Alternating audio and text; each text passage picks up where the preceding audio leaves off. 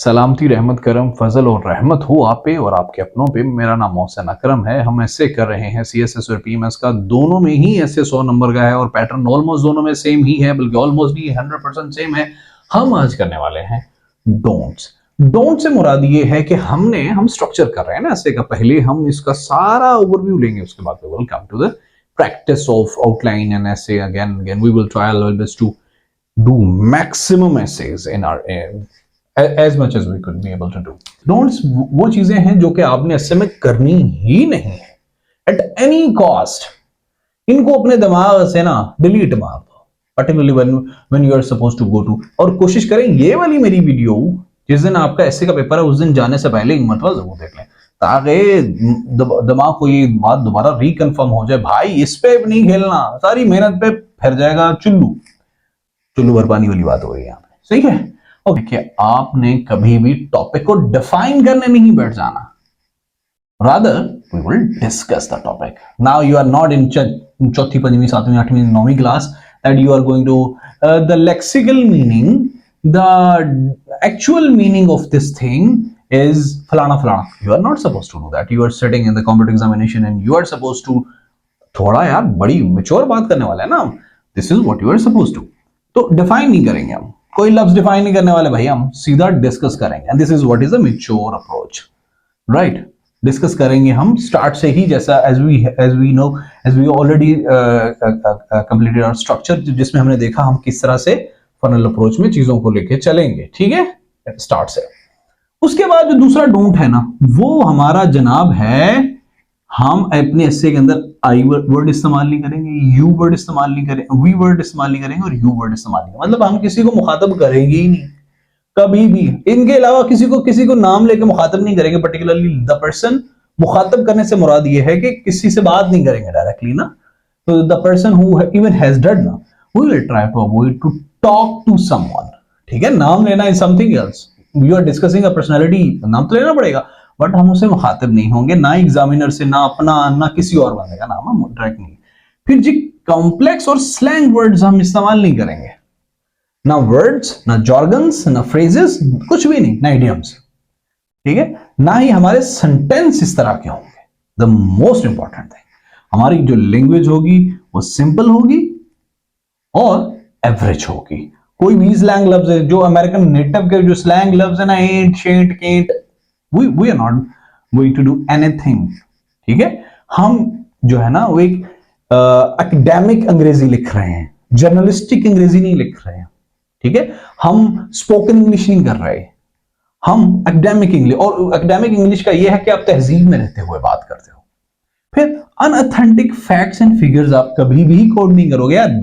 ये जो बात है ना, ये वाला हम बीइंग पाकिस्तानी सबसे ज्यादा जो मिस्टेक करते हैं वो ये करते हैं, क्योंकि हम ठहरे शक्तिमान टाइप, हम ठहरे कोई बहुत ही तोप चीज, हमें लगता है भाई हम एग्जामिनर साहब जो जिसको पेपर चेक करते हुए को 20 साल हो गए, जिसकी कुछ सर्विसेज हैं कुछ 30-40 साल, हम उसको उल्लू बना लेंगे। हो ही नहीं सकता दोस्त, तुम्हारी उम्र के उसके बच्चे हैं और शायद बच्चे भी तुम्हारी उम्र से बड़े हों।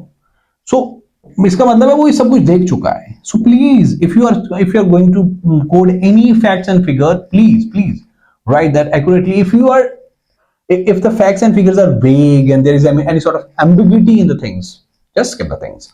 Idioms और phrasal verbs हम use करेंगे, लेकिन excessiveness of इन दोनों चीजों की इस्तेमाल नहीं करेंगे, ठीक है भाई। मैक्सिमम आप 5 कर लें, 8 कर लें, इससे ज्यादा नहीं, ठीक है। ये ना आपने बहुत ज्यादा idioms किए हों और हर पैरा के अंदर 2-4 idiom छोड़ दिए, please don't do that. Informal words नहीं आप इस्तेमाल करेंगे। What we said, we are writing academic language, सही है। तो ये भी ऐसे ही था, इसी से मुताल्लिक था ना। तो ये हम क्या कर रहे हैं, हम academic language में guys, ladies, gentlemen, we will not write down this thing as well. फिर जी हम किसी भी पॉलिटिकल पार्टी का, पर्सनैलिटी का नाम लेने से मैक्सिमम हद तक गुरेज करेंगे।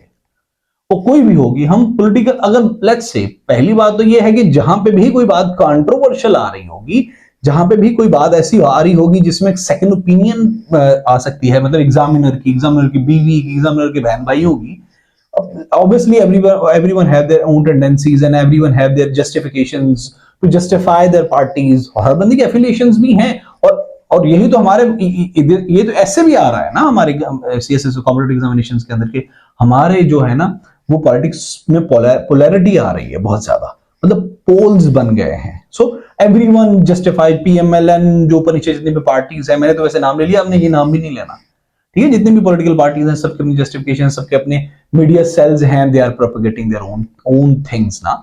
सो कभी भी किसी भी पॉलिटिकल पार्टी का नाम, पर्सनालिटी का नाम नहीं लेना है इन एनी से, ठीक है। एक्सट्रीमिज्म आप बात नहीं करोगे, अब कभी भी अपने एस्से में या इंटरव्यू में या किसी भी सिलेक्शन के प्रोसेस में आप एक्सट्रीमिस्ट नहीं बनोगे। आप अपने अगर एक्सट्रीमिस्ट आइडियाज हैं भी ना तो भाई दांव ताल के रखो ने। पहली बात तो ये कि एक्सट्रीमिस्ट आइडियाज कभी भी जो भी बंदा एक्सट्रीमिस्ट मेरी ये बात सुन रहा है यार, भाई दोबारा से सोचो, पढ़े लिखे और जाहिल इंसान में यही फर्क होता है कि पढ़ा लिखा रिट्रिएशन करता है, वो दोबारा से चीजों के बारे में सोचता है। मैंने अपने उस्ताद साहब से पूछा था, सर पढ़े लिखे और जाहिल में क्या फर्क होता है? मुझे याद है जियाउर रहमान फारूकी साहब की वो बात, उन्होंने कहा था बेटा पढ़ा लिखा इंसान दोनों चल रहे होते हैं।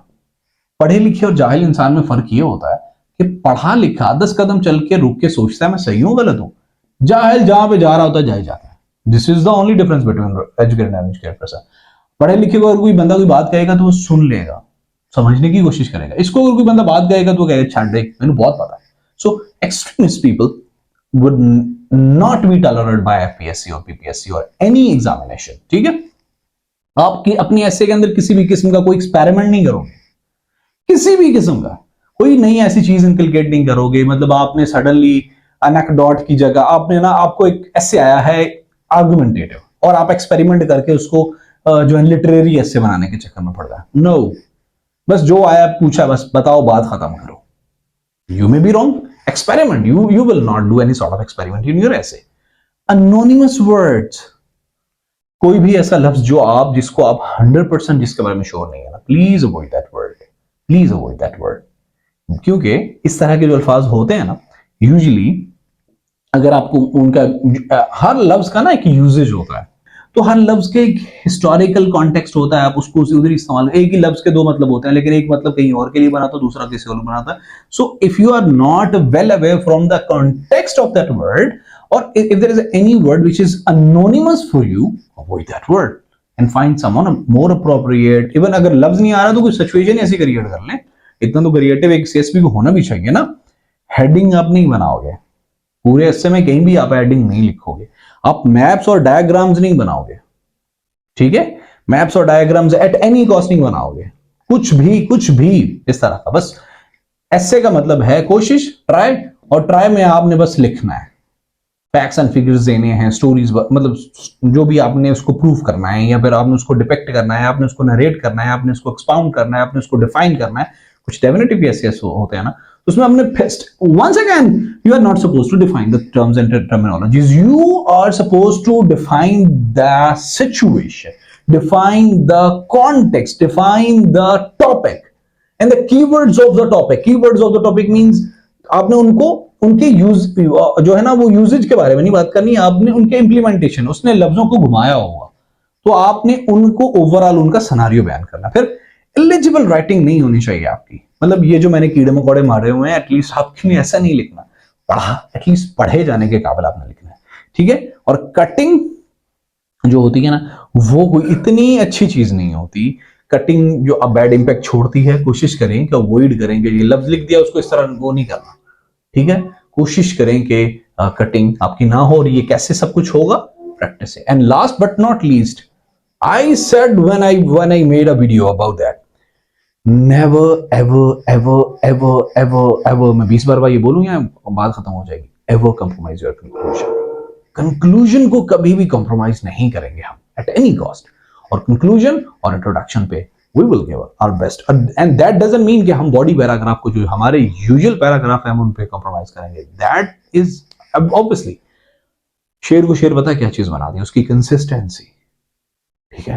वो कंसिस्टेंट रहता है, जो बाज होता है उसको बाज भी उसकी कंसिस्टेंसी बनाती है।